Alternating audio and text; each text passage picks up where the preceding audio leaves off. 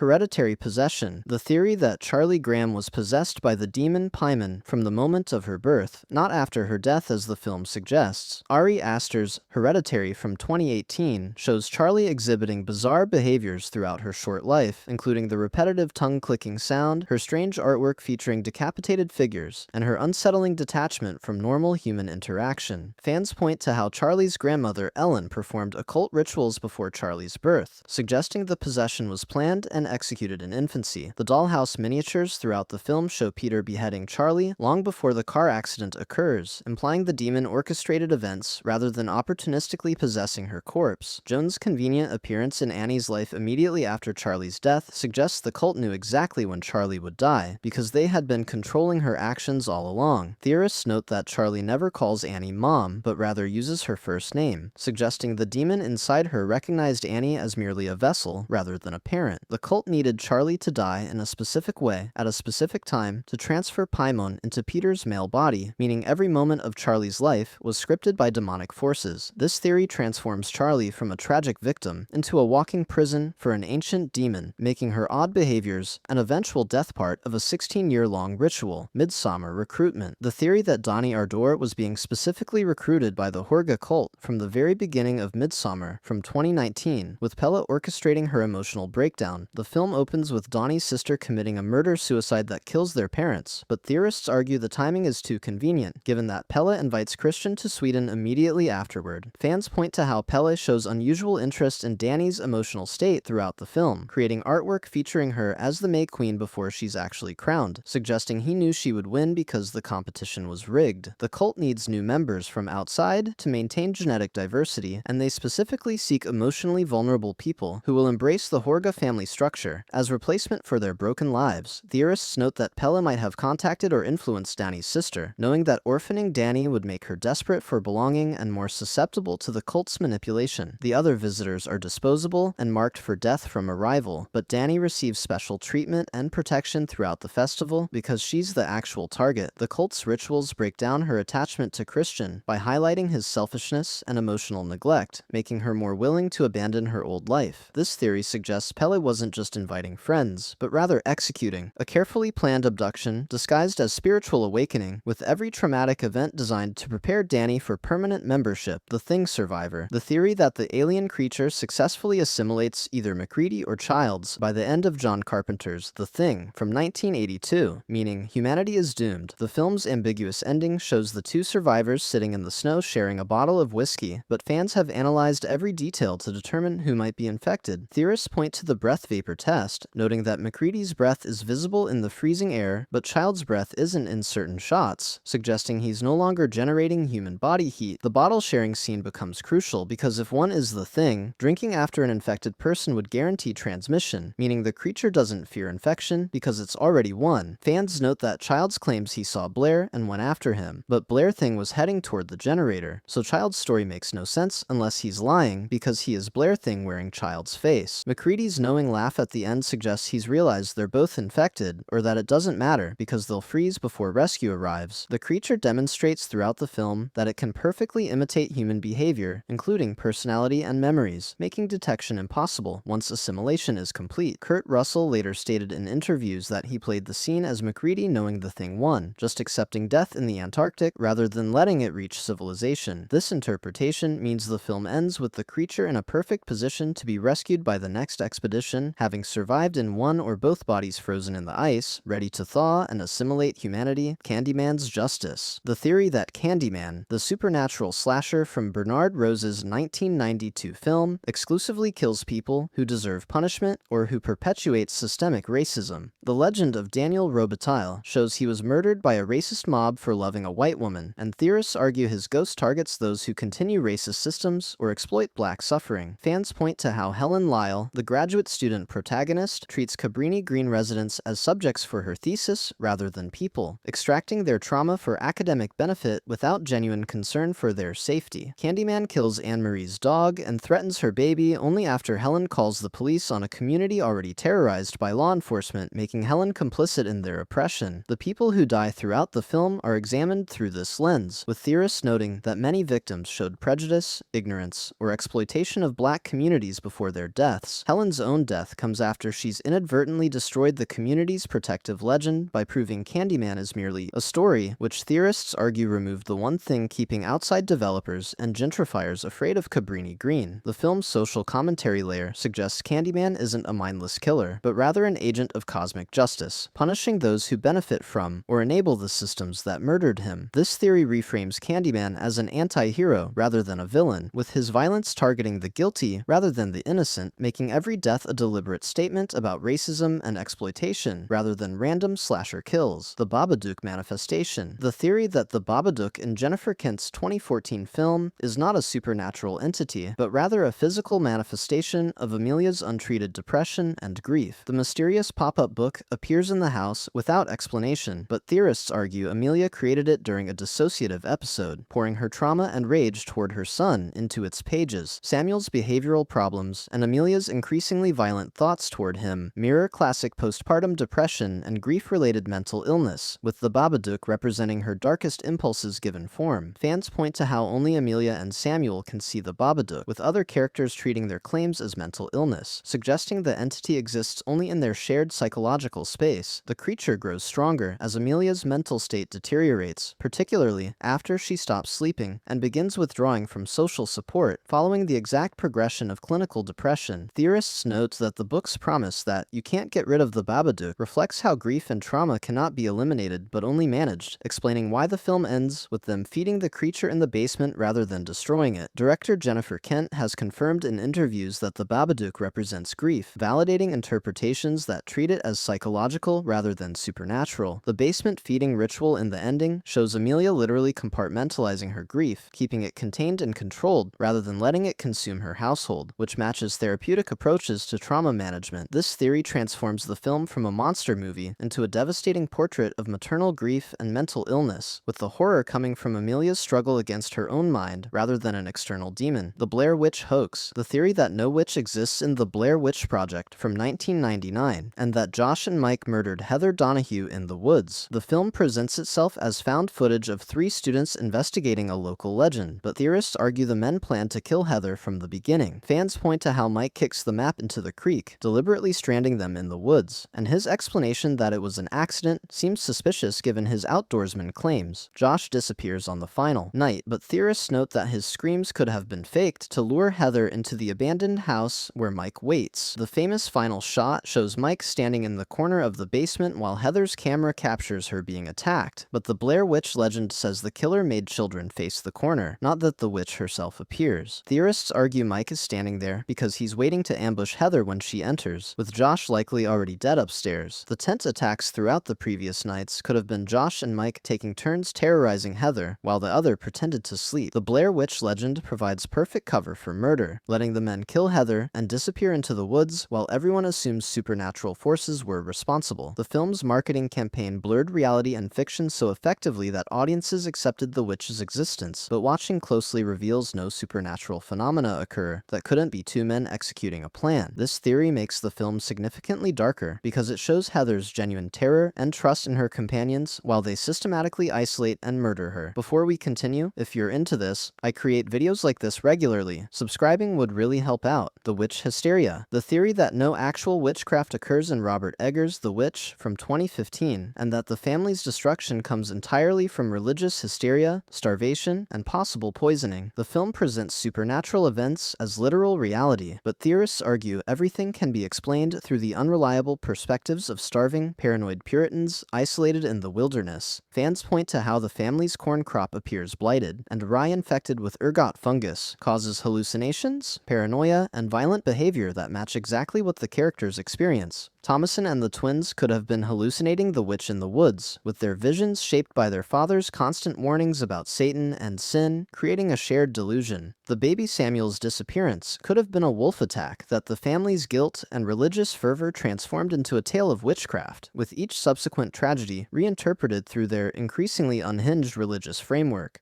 Theorists note that 17th century Puritans genuinely believed in witches and Satan's physical presence, meaning they would interpret natural disasters and accidents as evidence of supernatural evil. The film's historical accuracy in depicting period-appropriate beliefs, language, and paranoia suggests Eggers wants audiences to consider how religious extremism and isolation create the conditions for mass hysteria. Caleb's possession and speaking in tongues could be fever from illness, while his family interprets his delirium as demonic. The ending, showing Thomasin flying naked with witches, could be her own hallucination from starvation and trauma, finally embracing the identity her family forced upon her, rather than supernatural initiation. This reading makes the film more disturbing because it shows how religious fundamentalism and fear destroy a family more effectively than any demon could. The Sixth Sense awareness. The theory that Dr. Malcolm Crowe in M. Night Shyamalan's The Sixth Sense from 1999 knew he was dead the entire film, but remained in psychological denial. The famous twist ending reveals Malcolm was killed by Vincent Gray in the opening scene, spending the rest of the film as a ghost helping Cole Sear. However, theorists argue that Malcolm exhibited awareness of his death through countless subtle behaviors that suggest subconscious knowledge. Fans point to how Malcolm never interacts with anyone except Cole throughout the film, consistently positioning himself away from crowds and conversations as if instinctively knowing others cannot perceive him. His wife Anna completely ignores him in every scene they share, including the restaurant anniversary dinner, where Malcolm interprets her silence as marital problems rather than the reality that she's alone at the table. Theorists note that Malcolm never changes clothes, never eats, never shows his breath in cold weather, and avoids mirrors, all suggesting he knows something is fundamentally wrong with his existence. The wedding ring becomes crucial evidence, as Anna has removed hers, but Malcolm still wears his because he's trapped in the moment of death and cannot move forward. Malcolm's obsessive focus on Cole mirrors Vincent's earlier accusation that Malcolm failed him, suggesting Malcolm knows this is his final chance to help a child before accepting death.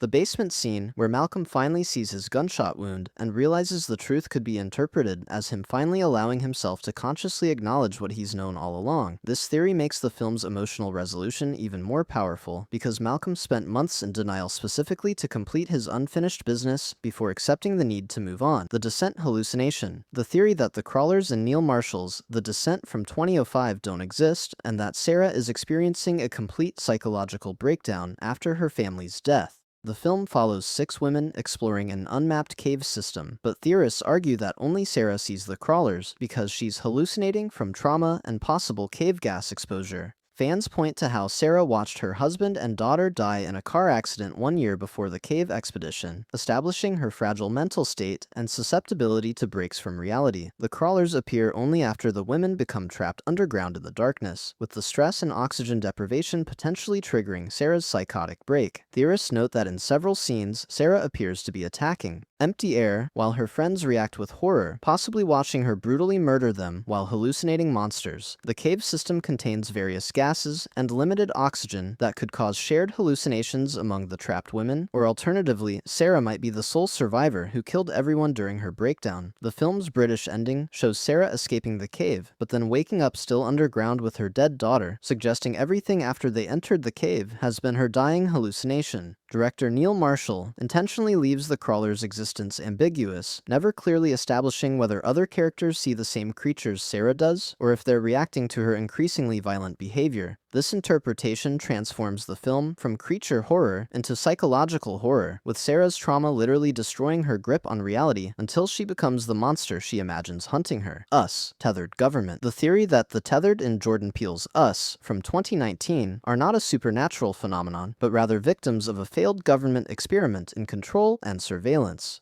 The film reveals millions of clones living in underground tunnels beneath the United States, but theorists argue this massive infrastructure requires government resources and planning far beyond what any private organization could accomplish. Adelaide's childhood encounter in 1986 places the Tethered's creation during the Cold War era, when the United States conducted numerous secret experiments, including MKUltra and other programs exploring consciousness and control. Fans point to how the Tethered move in perfect synchronization with their surface counterparts, suggesting technology or biological engineering rather than mystical connection, possibly using quantum entanglement or neural linking developed by military scientists. The tunnels containing the Tethered span the entire country and include functioning infrastructure for survival, implying decades of government maintenance and monitoring. Theorists note that Red's ability to speak and plan suggests some Tethered received education and development, possibly as test subjects to see if the experiment could be salvaged. The government's complete absence during the Tethered uprising is suspicious, with no military response to millions of people emerging from underground and holding hands across America. This theory suggests the government knows about the Tethered, possibly abandoned the project after realizing it failed, and now faces the consequences of leaving millions of manufactured people trapped underground. The film becomes social commentary not just about class division, but about America's history of treating humans as experiments and then abandoning them when they're no longer useful. Psycho's reality, the theory that Norman Bates killed his mother and her lover many years before the events of Alfred Hitchcock's